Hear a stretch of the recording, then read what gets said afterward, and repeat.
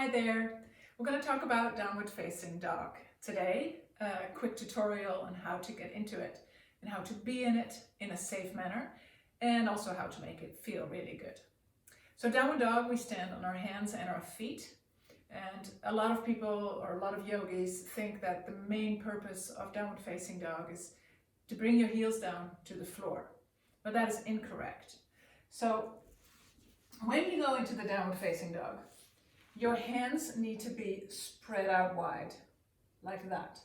So there's no hands like this on the ground, but really a firm spread of the fingers. When you do this, your hands immediately feel very strong already.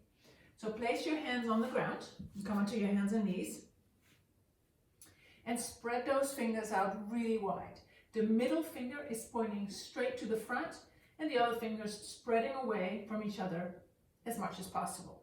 So you feel there's some strength already happening in your hands.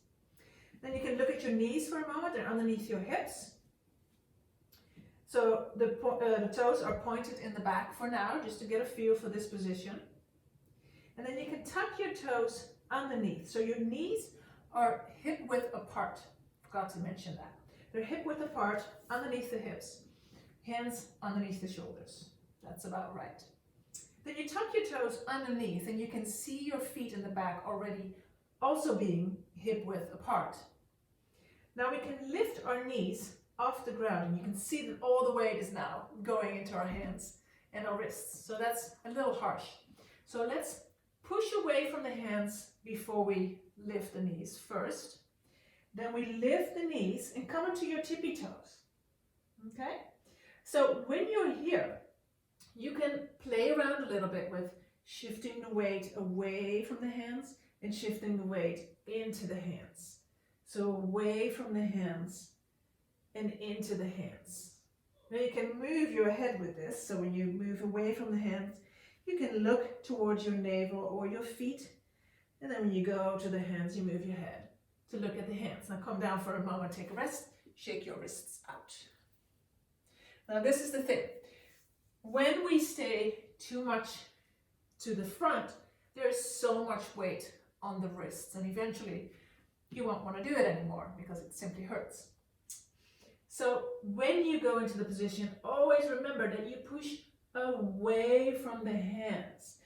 Once you're here, see the head is free to move, the shoulders are wide. So a lot of downward facing dogs I see are in this position. Shoulders up to the ears, and people are right there. Now you want to avoid that by bringing the shoulders away from the ears, rotating the shoulder underneath, and you create a nice wide shape of the shoulders. Okay, so we're not being here, but you rotate. Now if you find it hard to understand the rotation, think of moving the eye of the elbow to the front. Okay, so you can look at it in this way. Your hands are here. And you move the eye of the elbow to the front. So it looks like this when you're in downward facing dog. So if you would be here, I'm going to move the eye to the front and immediately my shoulders open up. And I can even go further back. Okay?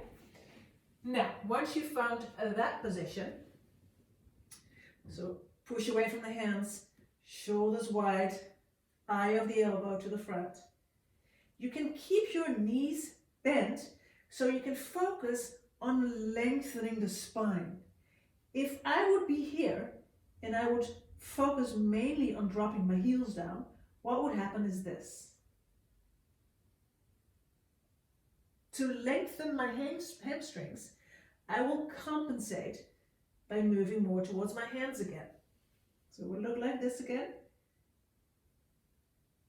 That's if you're not quite flexible enough to do both. Okay, so I always recommend to keep the heels off the ground, bend your knees, focus on the lengthening of the spine. Once you're here, you can start to release the heels to the floor by straightening the knees, but only if you do not compromise your upper body. Okay, so once you can bring the heels down, keep the lengthening of the spine, you're fine. But otherwise, just stay here.